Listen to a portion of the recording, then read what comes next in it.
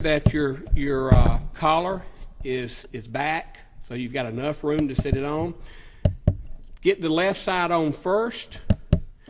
Make sure that you're sitting on top of the neck, and then go ahead and rest it over so that the other rib is sitting on top of the neck.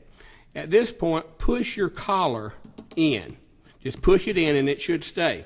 Now, what I want to point out here is if you go ahead and slide this back till your ribs hits the nut, and the nut is what these strings ride over. Okay, if you look right here where I'm pointing now, you've got about 1/4 of an inch from this 3rd fret. These metal things are called frets. So you count up 1, 2, 3. You've got about 1/4 to 1/2 of an inch here. To make it play its best, go ahead and scoot it down just a little bit on your guitar so that this tab, this rubber gray booty, when you press down the blue button, hits just behind the 3rd fret. Not on top of it, and for sure not in front of it, because that would be playing a totally different chord than a G chord.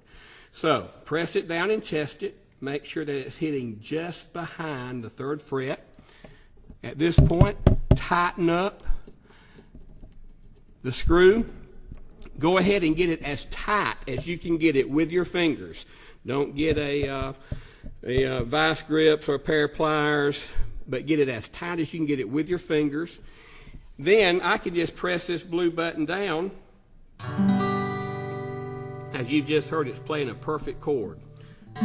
Playing a perfect D chord, perfect G chord. I'm going to tilt the guitar up, show you the proper angle. Okay, if you'll notice here, let me get a black background behind that, maybe you can see it a little better. There's a little upward angle from here to here. You've got an upward angle off of the strings. The purpose for this is as you strum your guitar, the strings will go in a circular fashion and they get a wider path down here. So you don't want the string to hit the bottom of this rubber booty because it will cause it to buzz. All right? So make sure you have a slightward upward angle. Now I'm going to purposely tilt it down just a little bit. I'm going to make it the way you don't want it. See how it's flat now? What's happened, you've pulled this back rib up so it's not resting on the fretboard. Now it will probably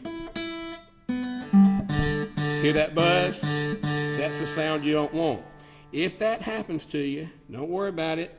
Just go ahead and reseat it on the back by tilting this back part down to give you that proper upward angle. And as you can hear, it is playing perfectly again. And that's your proper angle. So what I'm going to do now, I'm just going to play it. Okay, we now have the Chord Buddy properly installed on the neck. We've got it as tight as we can get it with our fingers. We've got the proper upward angle coming down, and we've got the rib sitting on top of the fretboard and not on the side of the neck.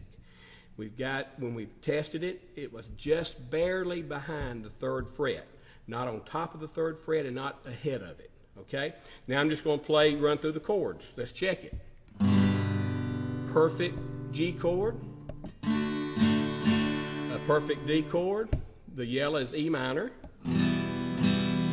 perfect D minor, and then your green is your C, a perfect C chord. So, as you can see, with proper installation, the Chord Buddy will play as it's designed to play, will not buzz out on you and have any extra noise that you don't want.